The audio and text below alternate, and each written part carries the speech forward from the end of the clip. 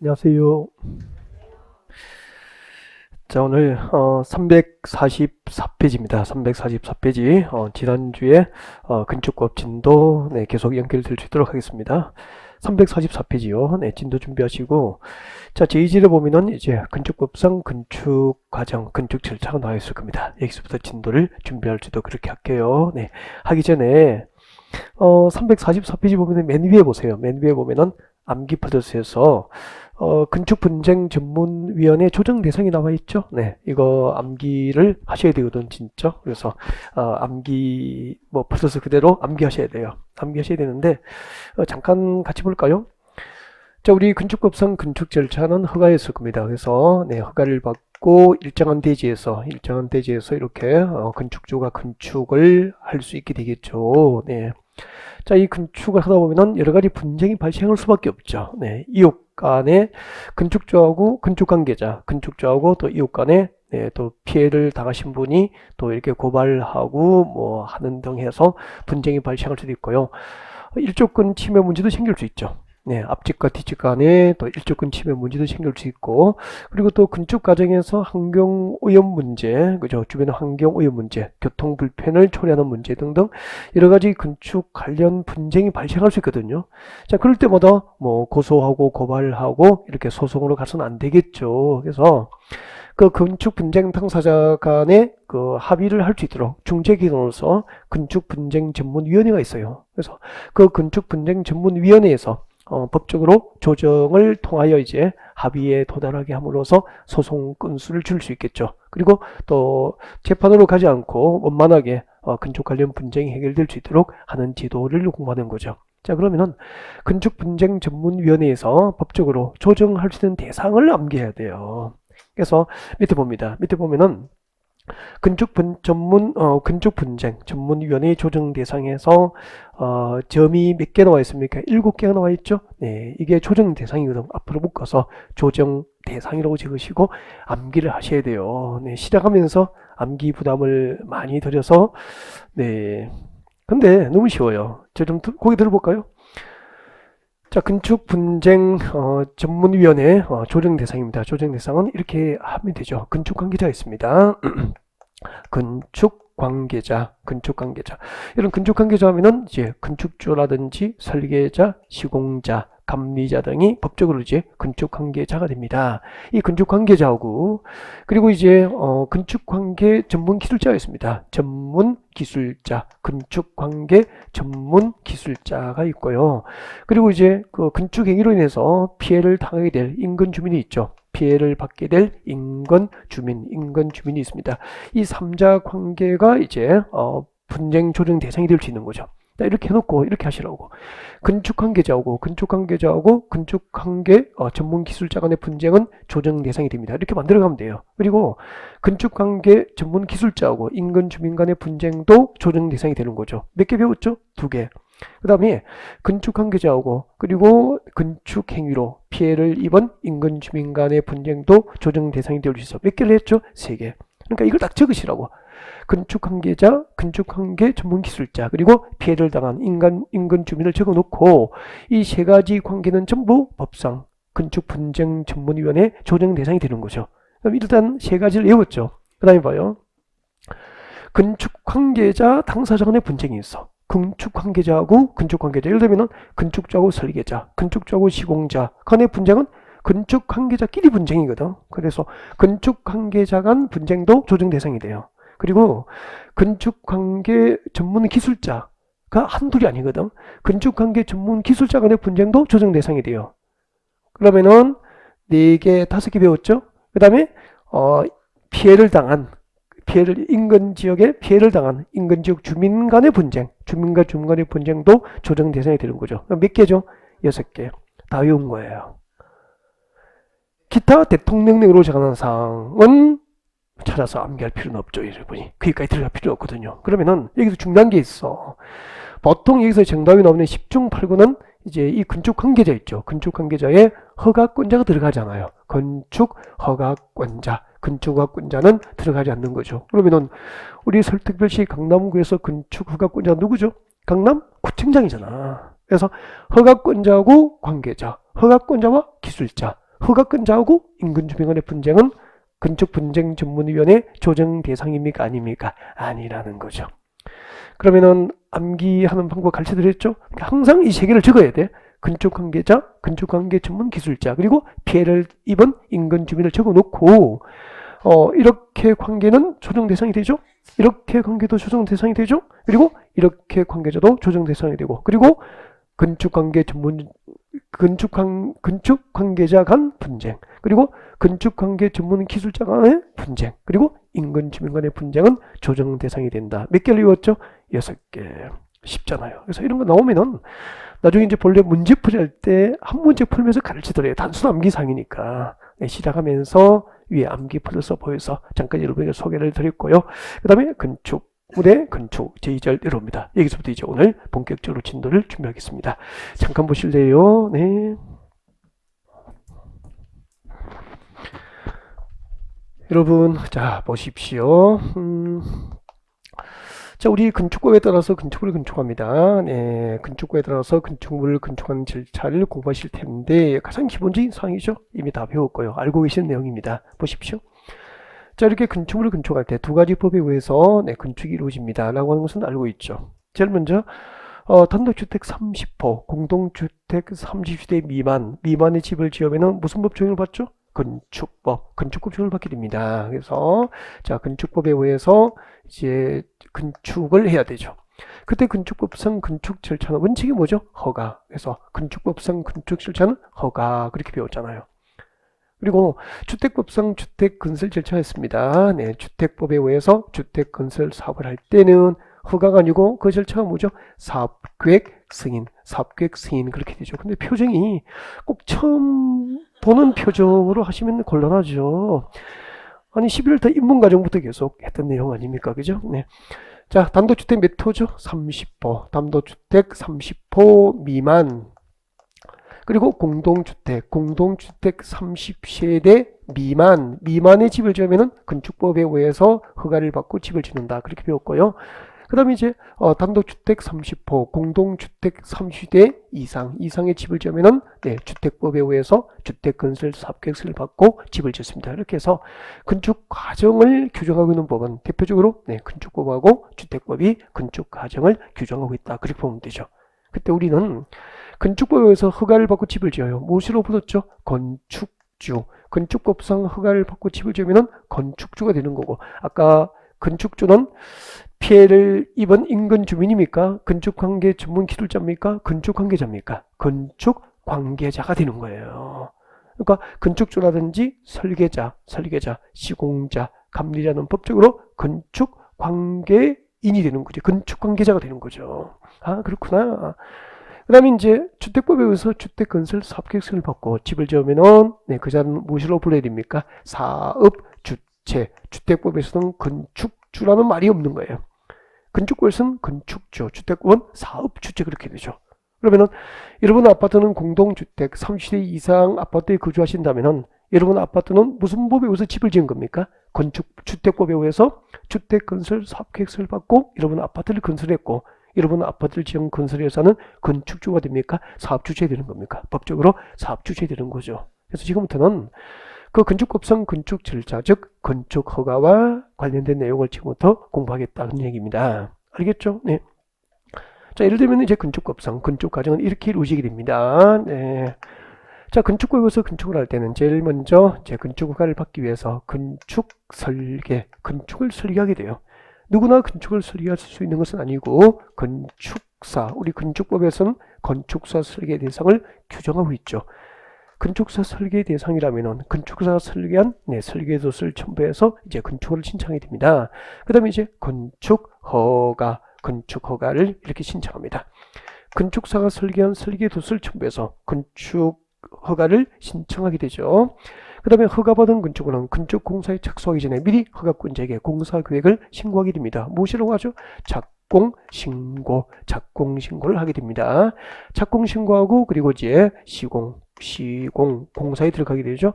자, 건축 시공이 완료됐습니다. 건축공사 끝나면은 준공사를 받게 되죠. 그 준공사를 무엇으로 배웠죠? 준공사를 사용 승인, 건축법에서는 준공검사를 사용승이라고 합니다. 다음 주 주택법에서는 준공사를 무엇이라고 합니까? 사용검사. 그렇게 되는 거죠.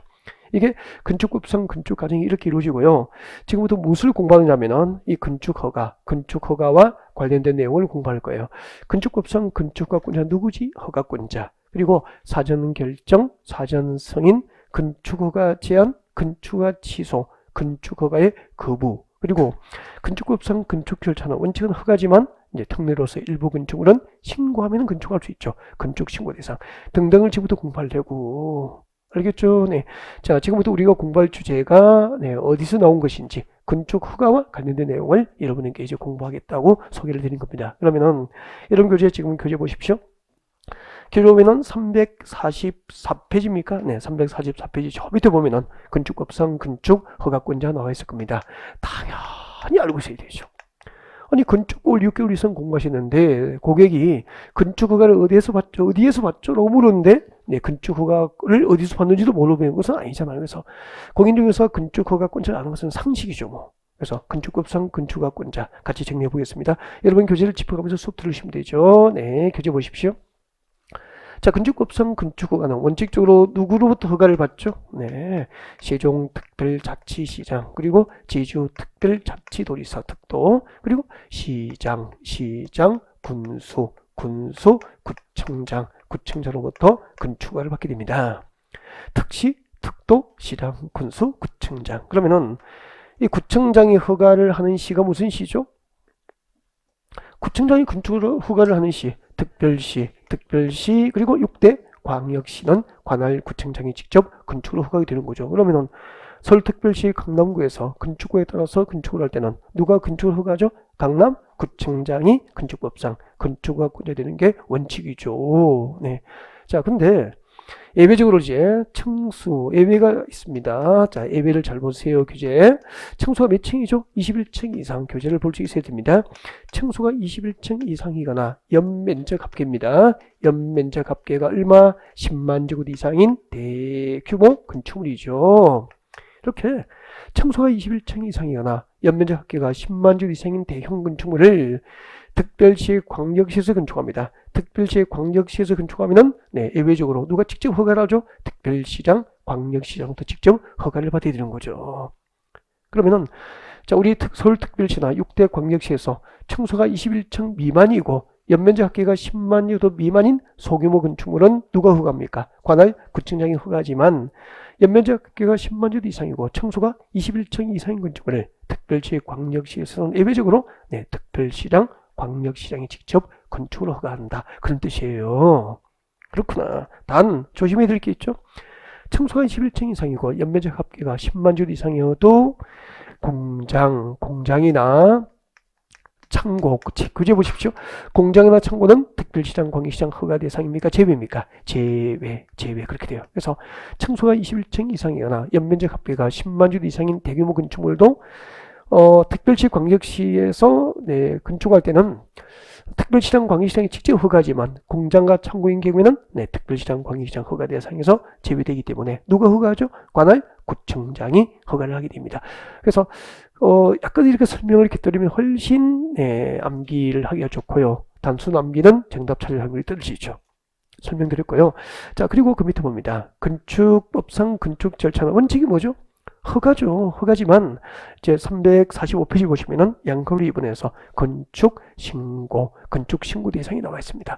이 건축 신고 대상은 건축법상 건축 절차는 원래 허가가 원칙이지만 다음에 해당하는 건축물은 네, 건축 신고하면은 허가를 받은 것으로 네, 간주되기 때문에 신고만으로 건축할 수 있는 대상입니다. 반드시 암기해야 됩니다. 그 박스는 통째 암기하셔야 돼요. 통째 암기 이거 다 설명드리고 이제 그렇게 하진 않습니다. 읽어드리진 않겠고요. 자, 기억, 니은, 디귿 정도 중요한 것 세 가지 위해서 살짝 네, 소개드립니다. 자, 바닥 면적 합계 박스 안에 1번 봅니다. 바닥 면적 합계가 되어 있죠. 바닥 면적 합계 얼마죠? 85제곱미터 이내. 바닥 면적 합계 85제곱미터 이내인 네, 증축, 개축, 재축은 신고하면은 건축허가 받은 것으로 간주가 됩니다. 그러면 허가 받습니까? 신고하면 됩니까? 신고하고 증축, 개축, 재축할 수 있게 되죠. 바로면적 합계 85제곱미터 이내인 정축, 개축, 재축은 신고로 건축할 수 있게 됩니다. 그 다음에 두 번째, 2번이 니은번, 이거 너무 중요해요. 이거 설명하려고 사실 이거 해드린 거거든요. 네, 관리적, 농림적, 자연환경 보존지역입니다. 밑줄 쭉 그으십시오. 관리적, 농림적, 자연환경 보존지역 밑줄 그으시고, 공통점은 도시적입니까? 도시적 밖입니까? 도시적 밖에서 그렇게 하면 되잖아. 그래서 관리적, 농림적, 자연환경 보존지역에서, 이 말은 도시지역, 도시지역 밖에서 그런 뜻이죠. 이 도시적 밖에서 소규모 건축물의 건축은 허가받습니까? 신고합니까? 신고하면 된다는 뜻이에요. 그때 소규모 건축물은, 자, 도시적 밖에서 연면적이 얼마죠? 200제곱미터 미만. 정확하게 오셔야 돼요. 200제곱미터 미만이고, 동시에 몇 층? 3층 미만. 3층 미만인 소규모 건축물의 건축은 신고로 건축할 수 있다는 거죠. 도시적 밖에서 연면적이 200제곱미터 미만이고 3층 미만인 소규모 건축은 신고로 건축할 수 있다. 그러면은 여러분 잠깐만 상상해봐요. 도시적 밖이니까 도시입니까? 저 농어촌입니까? 농어촌 상상하시면 되잖아. 지방으로 내려가서 농어촌이에요. 그러면은 이 농어촌 지역의 건물은 연면적이 200제곱미터 미만이고 3층 미만이니까 3층은 포함됩니까? 제외됩니까? 제외되잖아. 2층까지만 신고를 건축할 수 있게 돼요. 그래서 우리 농촌마을이나 어촌마을을 머릿속에 상상해 보십시오. 3층 주택 보셨어? 못 보셨어? 못 봤죠. 대부분이 2층 이하로 건축하게 되죠. 왜요? 연면적이 200제곱미터 미만이고 3층 미만이어야 신고를 건축할 수 있거든. 그러면은 도시적 밖에서 3층인 건축물은 신고 대상입니까? 허가 대상이 됩니까? 허가 대상이기 때문에 농림지역과 자연환경 보존지역에서는 주변 환경, 주변적 특성을 고려할 때 3층인 건축물은 허가가 쉽지 않거든. 그래서 농촌이나 어촌마을에 가면은 대개 주택이 2층 이하로 건축하는 거예요. 그렇구나. 그래서 우리 고향 마을은 3층 주택이 없구나. 그렇게 생각하시면 되잖아. 이렇게 도시적 밖에서 소규모 건축은 신고로 건축할 수 있지만 예외가 있어요. 예외 봅니다. 자, 도시적 밖에 무엇이 지정됐죠? 그 동네에 지구단위 구역이 지정됐어. 그럼 여러분 상상하십시오. 도시적 밖에 지구단위 구역이 지정된 적은 다 배웠잖아. 지구단위 구역이 지정된 적은 앞으로 가까운 시기에 3년 내에 지구단위 구역을 결정해서 공적으로 신도시 개발이 이루어지게 되잖아요. 그러면 곧 도시적으로 개발되기 때문에 이 소규모 건축물의 건축도 신고 대상입니까? 제외입니까? 제외. 즉 허가를 받게 하는 거죠. 도시적 밖에서 소규모 건축물의 건축은 신고 대상이지만 그 도시적 밖에 지구단위 구역이 지정됐거나 그 다음에 줄 것이십시오. 방제지구가 지정됐죠. 방제지구가 지정됐거나 그리고 또 무엇이 지정됐죠? 붕괴 위험적이 지정된 거죠. 그럼 잠깐만. 우리가 방제지구는 무엇으로 배웠죠? 도시적 밖에 방제지구 지정됐습니다. 방제지구는 재해 예방입니까? 화재 예방입니까? 재해 예방. 재해를 예방할 목적으로 지정된 용도지구잖아요. 그러면 재해 예방을 목적으로 방제지구가 지정됐다는 그 지역은 상습적으로 재해가 발생할 가능성이 있는 지역이거든. 이런 곳에 소규모 건축물의 건축도 신고를 쉽게 건축하면 나중에 재난이 발생할 수 있죠. 그래서 도시적 밖에 방제지구가 지정된 곳은 재해에 대한 안전이 확보되지 못한 건축물은 쉽게 건축할 수 없도록 소규모 건축물도 신고 대상입니까? 제외입니까? 제외. 즉 허가를 받게 한 거예요. 그리고 붕괴 위험지역이 지정되어 있는 지역이라고. 붕괴 위험지역이에요. 하늘이 붕괴됩니까? 산이 붕괴됩니까? 산. 그러니까 산사태 가능성이 높은 곳이라고. 예를 들면 그러면은 산사태나 또 제방이 붕괴될 위험이 있는 지역, 저수지 아래쪽에 이런 곳은 쉽게 건축하면 나중에 재해를 당할 수 있게 되잖아요.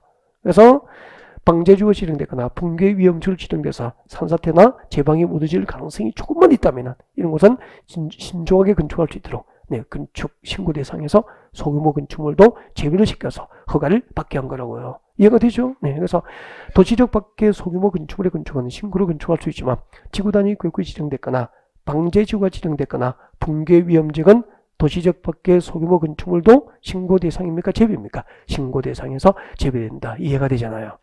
그리고 그 밑에 세 번째 보십시오. D부분에 연면적이 200제곱미터 미만이고 3층 미만인 건축물은 대규모 건축물입니까? 소규모 건축물입니까? 소규모 건축물이죠.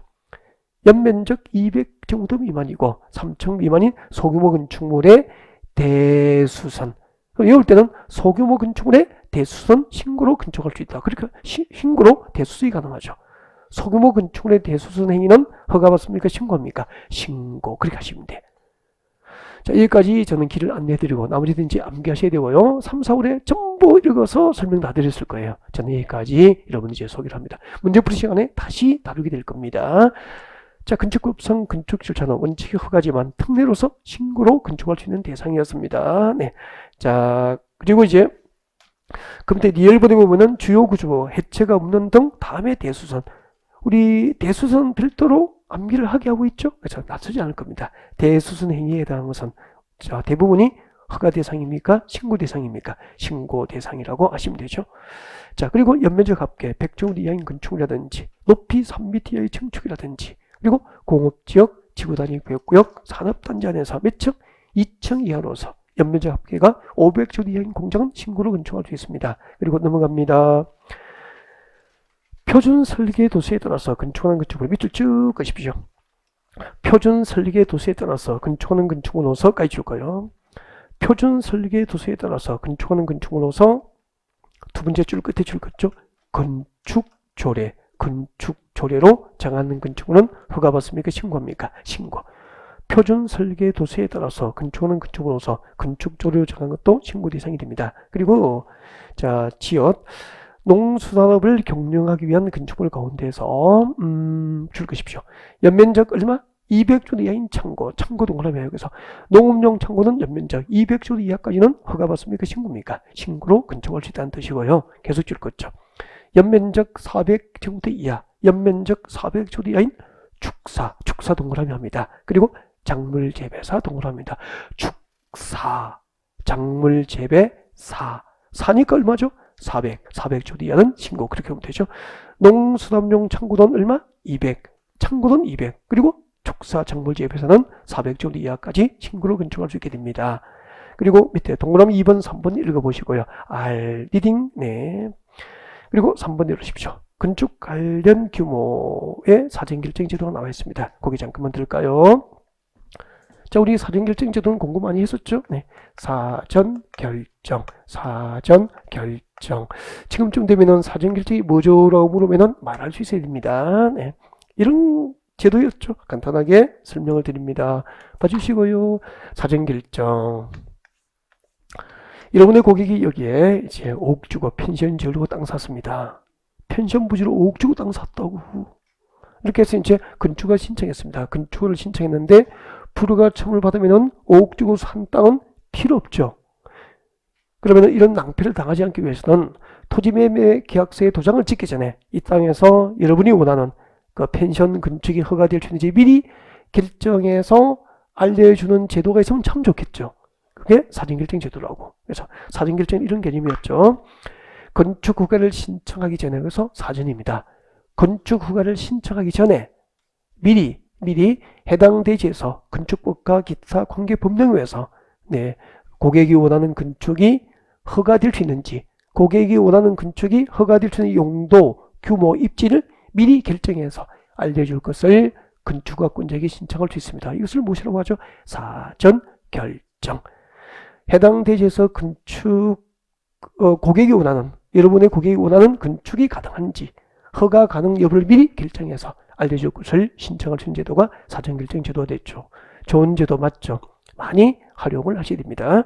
자, 그러면 사전결정은 누가 누구에게 신청하는지, 누가 누구에게 사전결정을 신청할 수 있는지, 누구죠?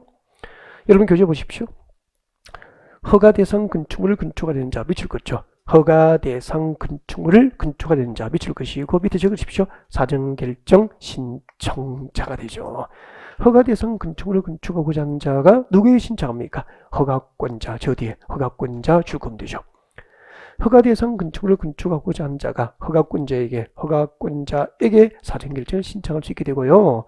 그 다음에 그때 사전결정 신청할 때 동시에 두 가지를 신청합니다. 동시에 두 가지를 신청할 수 있게 됩니다. 자, 동시에 신청할 수 있는 대상 두 가지는 암기하셔야 됩니다. 교재에서. 자, 건축위원회의 심의 줄 것죠? 건축위원회 심의사항하고 다시 밑줄 긋습니다. 교통 영향평가서 검토에 관한 사항입니다. 사전결정 신청할 때는 건축위원회 심의사항과 교통 영향평가 검토에 관한 사항을 허가권자에게 동시에 신청할 수 있게 됩니다. 잠깐만요. 이런 의미가 있죠. 여러분, 허가권자, 자, 건축 허가권자가 건축 허가를 할 때는 중요상 건축허가는 단독으로 건축을 하는 게 아니고요. 건축위원회 심의를 거쳐야 돼요. 그러면은 그 건축위원회 심의를 소집하고 또 회의를 개최해서 또 논의를 통해서 건축허가 여부를 심사하게 되죠. 그러면은 그 건축위원회 심의를 처리하는 기간, 일정한 시간이 필요하겠죠. 그리고 또 건축물을 건축할 때는 교통영향평가 대상 건물은 교통영향평가 검토가 끝나야 허가 가능해요. 그러면은 그때 교통영향평가를 허가권자 합니까? 전문기관에 의뢰합니까? 전문기관에 교통영향평가서 검토를 의뢰를 하게 되죠. 그 결과를 이제 이렇게 통지받기까지 수개월이 걸릴 수도 있는 거예요. 그래서 허가 대상 건축으로 건축하고자 하는 자가 사전결정 신청할 때 허가권자에게 건축위원회 심의사항과 교통영향평가서 검토를 미리 해달라고 사전결정 신청할 때 신청해버리면은 건축 심의를 미리 해두고 그리고 교통영향평가서 검토를 미리 해두기 때문에 나중에 본허가 신청할 때 그 처리 기간이 길어집니까? 짧아집니까? 상당히 짧아지겠죠. 그래서 우리 건축부에서는 사전결정 신청할 때 건축위원회 심의사항하고 교통영향평가서 검토에 관한 사항을 동시에 신청할 수 있도록 허용하고 있습니다. 두 가지를 꼭 암기하셔야 됩니다. 환경영향평가서 검토입니까? 교통입니까? 교통영향평가서 검토에 관한 사항을 동시에 신청할 수 있다. 그렇게 정리하셔야 되죠. 그 다음에 쭉 내려오시고 3번은 꼭 읽으셔야 됩니다. 3번 꼭 읽어보시고 4번 오십시오. 4번 오셔서 사전결정 통지에 효과가 나와 있을 겁니다. 읽어봅니다. 사전결정 통지를 받으면 다음에 허가를 받거나 신고 협의를 한 것으로 본다라고 해서 사전결정 통지로 허가 등 이성으로 의제되는 사항이 몇 개 있죠? 4개. 이거 암기 꼭 하셔야 됩니다. 자, 사전결정 통지를 받으면 4가지 허가를 받은 것으로 의제가 됩니다. 개발행위 허가, 국토교육법상 개발행위 허가, 산지관리법상 산지조정허가, 그리고 농지법상 농지조정허가, 그리고 하천법상 하천점용허가를 받은 것으로 본다. 그 4가지를 암기를 해두셔야 돼요. 저 좀 보실래요? 잠깐만 설명드릴까요? 상상하면서 공부합니다. 봐주세요. 여러분 여기 허가권자에게 이 땅에서 해당 대지에서 건축법과 기타 건축관계 법령에서 여러분이 원하는 건축이 가능한지를 미리 결정해서 통지해 줄 것을 허가권자에게 신청했습니다. 이것을 뭐라고 하죠? 사전결정 신청이라고 하잖아요. 해당 대지에서 건축법과 기타 건축관계 법령에서 여러분의 고객이 원하는 건축이 가능한지 여부를 미리 결정해서 통지해 줄 것을 신청했어. 했는데 허가권자는 그래. 허가 신청하면은 당신이 원하는 건축이 허가될 수 있습니다. 라고 사전 결정을 통지해 왔다고. 와, 건축허가 난데. 자, 이렇게 해서 사전 결정 통지를 딱 받으면은 4가지 허가를 받으면서 일괄 처리가 되어버려요. 자, 여기 전답 화성 등 농지가 있다면은 농지에 집을 짓기 위해서는 농지를 무엇으로 바꿔야 되죠? 대지로 바꿔야 되잖아. 농지를 대지로 바꾸면 뭐죠? 농지 전용이라 그러잖아. 그러면 농지를 전용하기 위해서는 농지법 규정에 따라서 농지 전용허가를 받아야 돼요. 근데 사전결정 통지를 받은 건축주는 농지를 대지로 바꿀 수 있도록 농지법상 농지 전용허가를 받은 것으로 의지해 줍니다. 좋은 제도 맞죠? 그리고 전답 과수원 산지가 있다면 산지를 대지로 바꾸면 산지관리법에 의해서 무엇을 받아야 되죠? 산지 전용, 산지를 대지로 전용하기 위한 산지법상 산지 전용허가가 있어야 됩니다.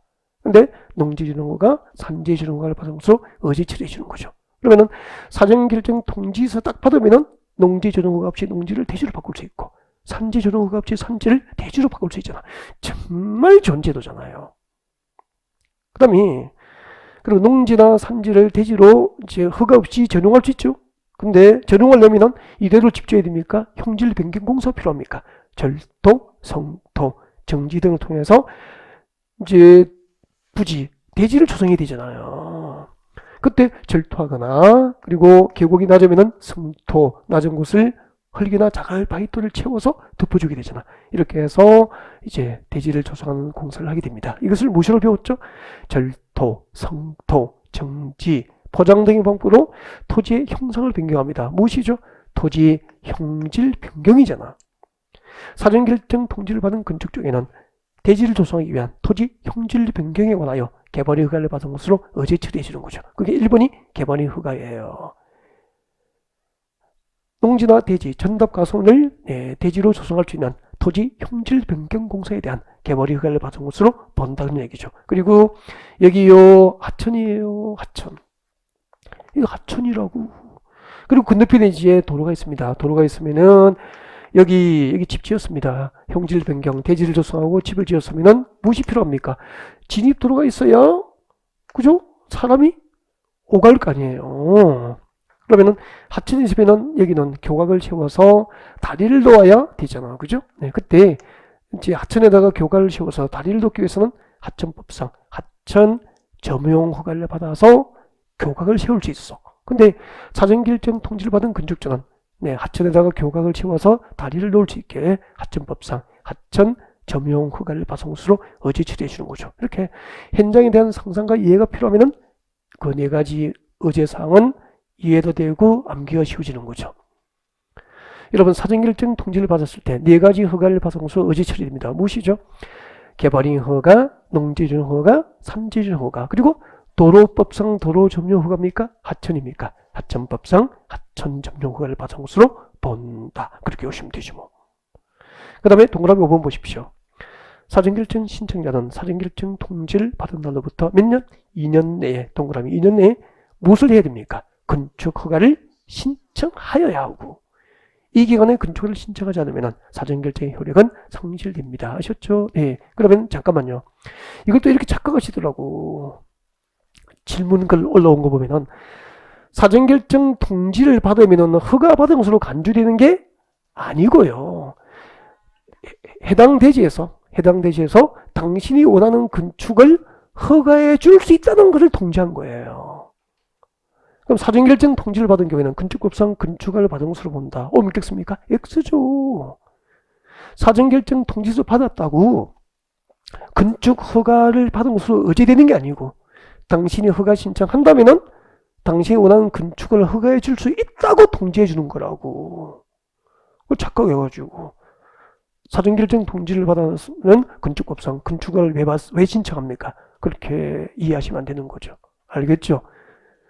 허가해 줄 수 있다는 것을 통지한 거지 허가를 한 게 아니에요. 알겠죠? 네. 그래서 사전결정 통지를 받으면 아직까지 건축허가 받은 건 아니기 때문에 사전결정 통지 받고 몇 년 내에 건축허가를 의무적으로 신청해야 됩니까? 2년. 동기간에 건축허가 신청이 없으면 사전결정 통지의 효력은 법적으로 실효된다는 거예요. 근데 작년에 재작년에 이렇게 시험 나왔어. 이렇게 건축법상 사전결정 통지를 받은 경우에는 2년 내에 착공신고를 해야 하고 2년 내에 착공신고가 없을 경우에는 사전결정의 효력은 실효된다. 믿겠습니까? X. 그렇게 시험 나오는데 거의 다 틀린 거예요. 정말로 90% 이상이 다 틀린 거죠. 몇 년만 보고 찍어버린 거죠? 2년. 그렇죠. 그러니까 사전결정 통지받고 2년 내에 착공신고를 해야 되는지 2년 내에 건축허가를 신청해야 되는지를 구별 안 하는 거죠. 2년 보고 답 찾은 거예요. 정말입니다. 90% 이상이 전부 오답이었대. 참 안타깝죠.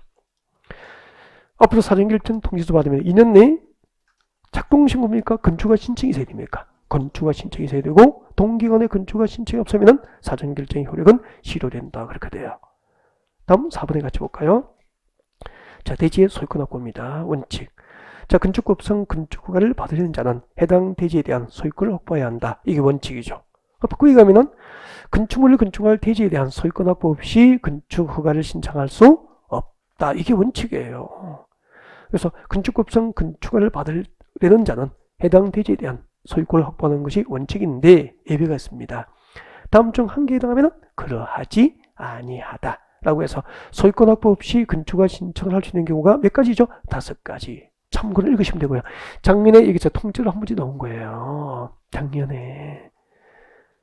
근데 이런 것을 통째로 다 외우지는 않죠. 가장 우선적으로 외워야 될 게 뭐죠? 조건이 붙어 있거나 첫 번째 것은 꼭 외우시면 되지. 작년에도 첫 번째 것이 정답으로 결정했다고. 1번 같이 볼까요? 건축주가 기업한 건축주가 대지의 소유권을 확보하지 못했지만 그 대지에 대한 무엇을 확보했죠? 사용 권한을 확보한 경우죠. 건축주가 대지의 소유권을 확보하지 못했지만 사용 권한을 확보하면 소유권 확보 없이도 건축허가를 신청할 수 있게 되죠. 사용 권한 확보. 예를 들면 뭐죠?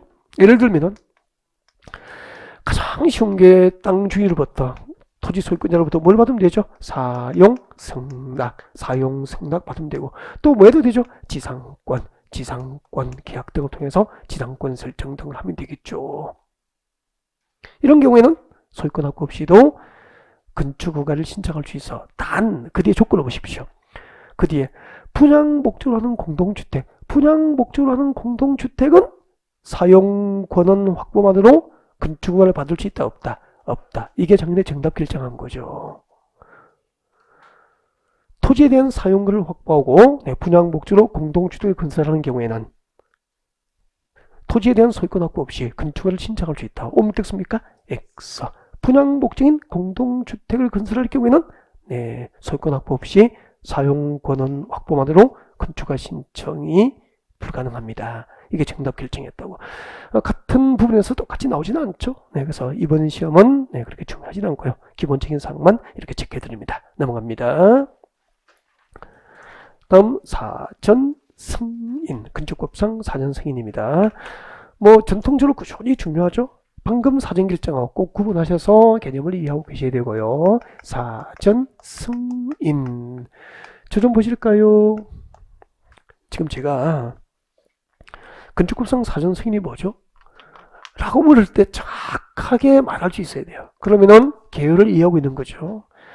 이걸 할 말이 없으면 개요에 대한 이해가 없는 거죠. 그래서 지금부터 물어보겠습니다. 대답을 하셔야 됩니다. 마음속으로. 여러분 사전 승인이 뭐죠? 그거예요. 그거. 이렇게 말씀하셨죠? 시장 군수가 건축을 할 때, 시장군수가 건축을 할 때, 그럼 누가 허가권자죠? 시장 군수가 건축 허가를 할 때라고 했으니까 이때 시장 군수 시장이 누구죠? 허가권자 되는 거죠. 시장 군수가 건축 허가를 할 때 허가 여부를 그 건축 허가를 하기 전에 사전에 건축 허가를 하기 전에 허가 여부를 누구로부터? 관할 도지사로부터 승인을 받아야 하는 것. 이것을 사전 승인이라고 하는 거죠. 시장군수가 건축을 하기 전에 관할 도지사로부터 허가 여부를 승인받는 게 뭐죠? 사전 승인제도입니다. 조금 전에 제가 물어봤을 때 이렇게 말씀하실 수 있었죠? 연습 좀 하셔야 됩니다. 그러면은 잠깐만 정리해보자. 자, 건축법상 건축허가권자 중에서 사전 승인을 받아야 할 허가권자, 시장군수에 포함되지 않은 자가 있습니다. 시장군수에 포함되지 않은 자 불러주세요. 세종특별자치시장, 제주특별자치도지사, 그리고 관할 구청장. 구청장은 건축법상 건축허가권자 맞죠? 근데 사전 승인을 받아야 할 허가권자에 포함돼 안 돼? 안 되잖아요. 그러면은 세종특별자치시, 제주특별자치도에는 건축법상 사전 승인 제도가 있어 없어? 없는 거죠. 다음에 구청장 보십시오. 구청장이 허가를 하는 도시는 어디죠? 구청장이 허가를 하는 도시는 특별시, 광역시 되는 거죠. 그럼 봐요. 서울특별시하고 6대 광역시, 특별시, 광역시, 그리고 특별시, 광역시, 특별자치시, 특별자치도에는 건축법상 사전 승인 제도가 있어 없어? 없어요. 없고 특별시, 특별자치시, 특별자치도, 특별시, 광역시가 아닌 시군 지역에만 건축법상 사전 승인 제도가 있다는 거죠. 그러면은 경기도 하남시는 여기에 해당되죠. 경기도 하남시는 여기에 해당되죠. 경기도 연천군도 여기에 해당되죠. 이런 것만 사전 승인 제도가 있는 거죠. 자, 그럼 사전 승인 제도가 무엇인지 아셨으니까 사전 승인 대상은 이제 외우시면 됩니다. 암기하셔야 돼요. 진짜 몇 층? 교재 보십시오. 층수가 몇 층? 21층 이상. 층수가 21층 이상이거나 그 밑에 봅니다. 연면적 합계. 연면적 합계가 얼마? 10만 주 이상입니다. 층수가 21층 이상이거나 연면적 합계가 10만 제곱미터, 10만 제곱미터 이상인 건축물이니까 소규모 건축물입니까? 대규모 건축물입니까? 대규모 건축물이죠. 그럼 잠깐만요. 층수가 21층 이상이거나 연면적 합계가 10만 주 이상인 대규모 건축물을 어디서 가죠? 시군지역에서, 특별시, 광역시, 특별자치시, 특별자치도가 아닌 시군지역에서는 누가 허가합니까? 시장 군수가 허가를 하는데 허가를 마음대로 못하고 허가 전 관할 도지사로부터 승인받고 허가하는 거죠.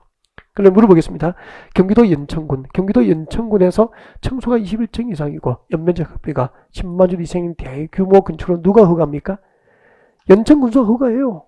근데 연천군수가 마음대로 허가하지 못하고 관할 경기도지사로부터 허가 여부를 사전 승인받고 허가를 해야 된다는 뜻이에요. 이해가 되죠? 그러면은 경기도 하남시도 여기에 해당되죠. 특별시, 광역시, 특별자치시, 특별자치도가 아닌 도시잖아. 그럼 경기도 하남시에서 청소가 21층 이상, 연면적 합계가 10만 주 이상인 대형 건축은 누가 허가하죠? 하남시장이 허가하는데 경기도지사로부터 이 대규모 건축을 경기도 하남시에 허가해도 되는지 여부에 대해서 승인받고 허가하는 제도라는 얘기예요. 이제 이해가 됐죠? 나머지는 외우시면 되잖아. 그 다음에 이제 사전승인 대상 두 번째 꼭 외우셔야 됩니다. 자연환경 동그라미 하십시오. 빨리빨리 해주세요. 자연환경 동그라미, 수질보호 동그라미 이 단어를 외우셔야 돼요. 자연환경과 수질보호를 목적으로 도지사가 지정 공간구역의 층수가 몇 층? 3층 이상이거나 층수가 3층 이상이거나 연면적 합계입니다. 연면적 합계가 얼마죠? 연면적 합계가 1000제곱미터 이상, 1000제곱미터 이상인 공동주택, 일반 음식점, 일반 업무시설, 그리고 위락시설, 숙박시설, 숙박시설을 시장으로서 허가할 때는 도지사 사전승인 대상이 되죠. 그러면은 자 문제 보여드리겠습니다. 여기 보고 대답하십시오. 여기 보고 대답해 보세요. 자 문제 나갑니다. 자연환경 보호를 목적으로 도지사가 지정 공간구역 안에 안에서 층수가 2층이고 연면적 합계가 900제곱미터인 위락시설을 시장으로서 허가할 때는 도지사의 사전승인 받아야 한다. 옮겼습니까? X. 층수가 몇 층? 3층 이상이거나 아니면 연면적 합계가 1000제곱 이상 둘 중 하나에 해당해야 되잖아. 근데 층수가 2층이고 연면적 합계가 900제곱미터인 경우에는 사전승인 대상입니까? 아닙니까? 아니죠. 실제 시험 문제가 그렇게 나옵니다. 기출지문을 소개한 거예요. 다시 세 번째는 이렇게 되어 있죠. 동그라미 하십시오. 주거, 환경, 교육, 환경 동그라미 하시면 되죠. 교재에 주거, 환경, 교육, 환경. 주거환경, 교육환경 보호를 목적으로 도지사가 지정 공간구역에서는 층수나 연면적 규모, 층수나 연면적 합계를 따집니까? 안 따집니까? 안 따지고 모든 위락시설과 숙박시설은 사전승인 대상이 되는 거예요. 그럼 문제 되겠습니다. 여기 보고 대답하십시오. 자, 주거환경 보호를 목적으로 도지사가 지정 공간구역에서 자 5층이고 층수가 5층이고 연면적 합계가 1500제곱미터인 숙박시설을 시장으로서 허가할 때는 사전승인 받아야 한다. OX 층수나 연면적 규모를 따지지 않죠. 그래서 층수가 5층이고 연면적 합계가 1500제곱미터인 숙박시설도 사전승인 대상이 되는 거죠. 맞죠? 그러면은 자 이걸 이제 암기하시면 되는 것은 여러분의 몫이잖아. 보니까 자연환경 보호, 수질 보호를 목적으로 도지사가 지정 공간구역이든지 주거환경과 교육환경 보호를 목적으로 도지사가 지정 공간구역이든지 전부 위락시설, 숙박시설은 전부 무엇이 됩니까?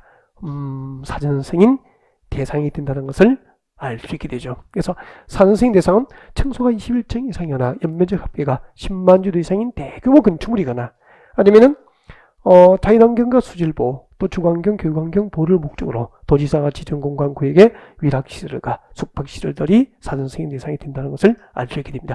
이렇게 암기가 되면은 이제 여유가 있으면은 일반 음식점, 일반 업무시설, 공동주택도 추가하면 좋겠죠. 자, 지금까지 건축법상 사전승인이었습니다. 사전결정과 항상 비교해서 학습했으면 좋겠습니다. 잠깐만요. 사전결정이 뭐죠? 허가 대상 건축물을 건축하고자 하는 자가 건축허가를 신청하기 전에 해당 대지에서 건축법과 기타 건축관계 법령에 의해서 허가 여부를 미리 해당 대지에서 허가 여부를 미리 결정하여서 통지하여 줄 것을 신청하는 겁니다. 그 사전결정 통지서 받으면은 건축법상 건축허가를 받은 것으로 본다. 옮겼습니까? X. 사전결정 통지를 받으면은 건축허가를 받은 것으로 의지되는 게 아니고요. 네, 해당 대지에서 허가 신청한다면은 건축허가를 하여 줄 수 있다는 것을 미리 결정해서 알려주는 거라고. 그래서 사전결정 통지서 받으면은 몇 년 내에 건축허가를 신청해야 됩니까? 2년 내에 건축허가를 신청해야 되고, 2년 내에 건축허가 신청이 없다면은 사전결정의 효력은 실효. 그렇게 되죠. 그리고 사전결정 통지를 받으면 4가지 허가 등을 받은 것으로 의지가 됩니다. 형질 변경에 대한 개발행 허가, 농지를 대지로 바꿀 수 있도록 농지지정 허가, 산지를 대지로 바꿀 수 있도록 산지지정 허가, 그리고 교각을 세워서 하천에 다리를 놓을 수 있도록 하천법상 하천 점용 허가 있은 것으로 본다. 그렇게 암기하시면 되죠. 이게 사전결정이고, 사전승인은 시당 군수가 건축 허가를 하기 전 일정한 대상을 허가할 때, 예를 들면 청소가 21층 이상이거나 연면적 합계가 10만 제곱 이상인 대형 건축을 허가할 때 허가를 마음대로 할 수 없고 관할 도지사로부터 허가 여부를 승인받고 시당으로서 건축을 하는 것을 사전승인이라고 합니다. 그래서 사전결정과 사전승인은 유사하지만 완전 다른 제도임을 알 수 있게 됩니다. 내려오십시오. 348페이지 건축허가 거부 발표하시고요. 다음 중 한 개 다음에는 다음이 박스에 몇 개 들어있죠? 2개. 동그라미 1번과 2번 중 한 개 다음에는 건축법이나 다른 법률에도 불구하고 밑줄 쭉 끄십시오. 건축위원회 심의, 건축위원회 심의를 거쳐서 건축허가를 아니할 수 있게 됩니다. 그래서 건축허가를 아니할 수 있는 대상, 즉 허가 거부 대상이 몇 개 있죠? 2개. 동그라미 1번, 2번 묶어서 허가 거부 대상, 허가 거부 대상, 허가를 거부할 수 있는 대상이 되죠. 건축법상 건축허가를 아니할 수 있는 대상 몇 개가 있죠? 2개. 자, 위락시설, 숙박시설 밑줄 긋죠? 동그라미 하십시오. 위락시설, 숙박시설 동그라미 하시고요. 위락시설, 대표적으로 뭐죠? 제가 늘 농담처럼 예를 들잖아. 나이트클럽, 위락시설. 숙박시설 뭐죠? 네, 호텔, 모텔, 숙박시설. 이 나이트클럽하고 그리고 숙박시설, 호텔에 해당하는 호텔, 모텔, 이 숙박시설에 해당하는 건축물을 건축허가할 때 해당 대지에 건축하려는 건축물의 용도, 규모, 형태가 지금부터 밑줄 끄면 되죠. 주거환경과 교육환경에 부적합하다고 인정이 되면은 위락시설과 숙박시설이 주거환경과 교육환경에 부적합하다고 인정되면은 건축위원회 심의를 거쳐서 건축허가는 거부될 수 있는 거죠. 주거환경은 아파트 단지 맞죠? 여러분 아파트 단지 가까운 상업지역에 대규모 나이트클럽이 들어와서 12시에 넘었는데 음악 소리가 들리면은 주거환경에 적합하지 않죠? 그죠?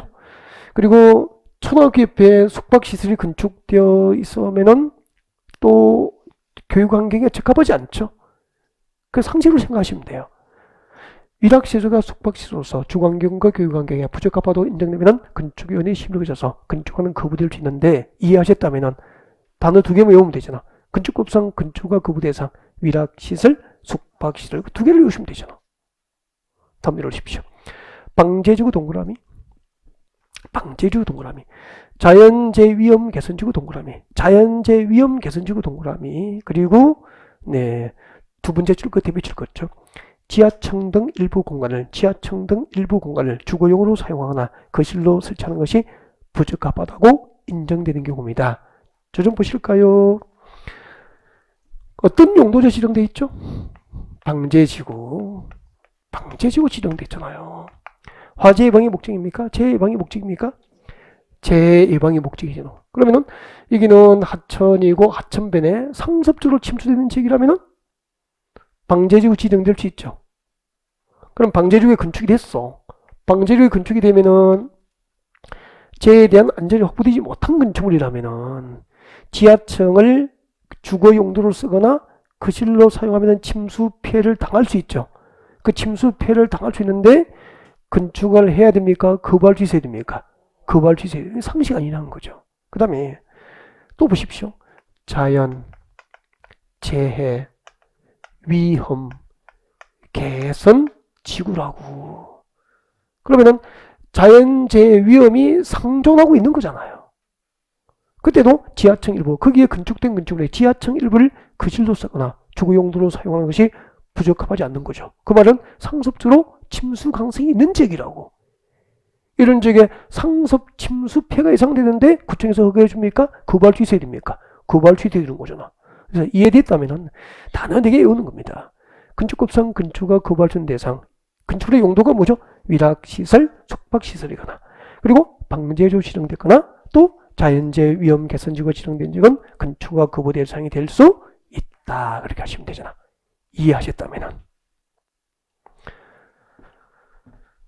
건축가의 제한, 건축가 제한부터 잠시 휴식 후에 계속할까 합니다.